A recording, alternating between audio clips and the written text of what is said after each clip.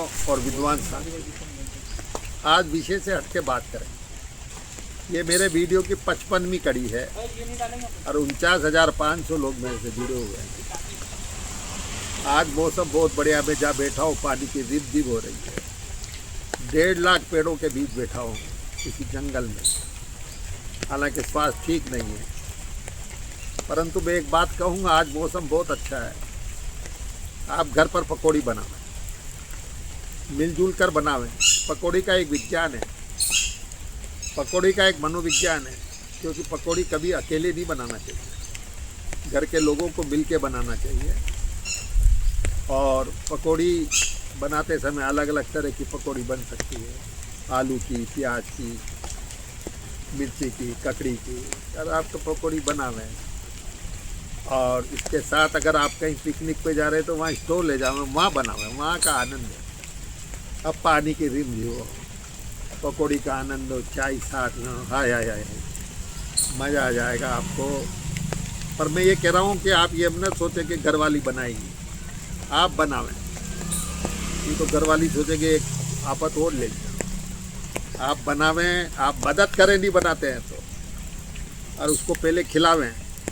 और इसके साथ टमाटर की चटनी, धनिया की चटनी, मिर्च की चटनी, लाल मिर्च की चटनी, है। तो ये एक मनोविज्ञान है। ये आपके प्यार को, परिवार के प्रेम को, बच्चों के साथ मिलन को बिताएगा। दिन भर मोबाइल में लगे हुए हैं, भाग दौड़ में लगे हुए हैं। तो दौड़ से अलग अपना एक जीवन होगा, एक अंतरंग जीवन, एक पारिवारिक जीवन, एक मित्रों के साथ जीवन। मित्रों को साथ ले जावे, आप मित्रता बढ़ेगी, आपकी मन की खुशी बढ़ेगी। मन के तनाव को दूर करने के लिए पकौड़ी खाई जानी चाहिए।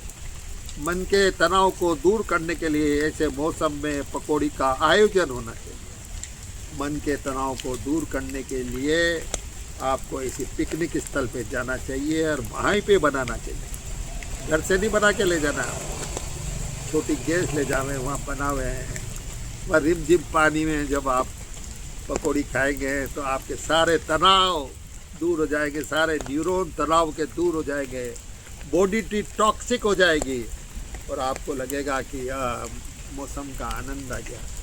यह मौसम का आनंद या तो बचपन में हम लेते थे, अब बंद कर दिया। लोग बंद कमरों में, एसी कमरों में पकौड़ियाँ खा रहे हैं।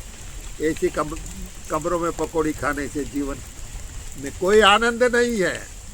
आप बाहर जावें, खुले में खावें, घास में खावें, मिट्टी में खावें, मैदान में खावें, बरसात के बीच खावें, पानी की बूंदों के बीच खावें, आपको आनंद आएगा। 4 पकौड़ी में भी आपको ऐसा लगेगा जैसे जीवन वह नुकसान नहीं करेगी, वह बेसन है फिर भी नुकसान नहीं करेगी। मैं गारंटी से कह रहा हूँ कि वह आपके लिए फ़ायदेमंद रहेगी और आप इसका पूरा आनंद लेवें। मौसम है बरसात का, ईश्वर ने हमें, प्रकृति ने, भारत की भूमि में सब प्रकार के मौसम है।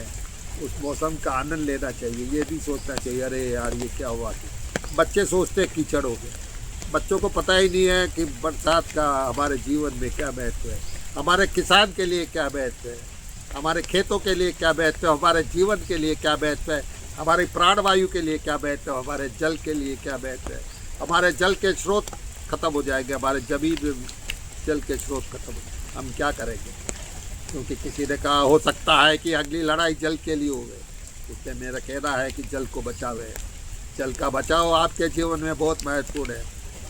तो इसलिए आप इन चीज़ों का महत्व समझे, पकौड़ी खावे, जल को बचावे। आप सोचेंगे बड़ा विचित्र विषय है ये, और बड़ा विषय विचित्र नहीं है, क्योंकि आप प्रकृति में जाएंगे तब समझेंगे जल का क्या महत्व है। आप प्रकृति से दूर हो रहे, पेड़ पौधों से दूर हो रहे, बंद कमरों में रह रहे हैं, बच्चों को बाहर ले जा रहे हैं, बच्चों को खेतों में ले जाए, बच्चों को कृषि का महत्व बताएं, आपका जीवन बहुत अलग हो जाएगा। बच्चे बहुत महसूस करेंगे, सोचेंगे ये भी जीवन है।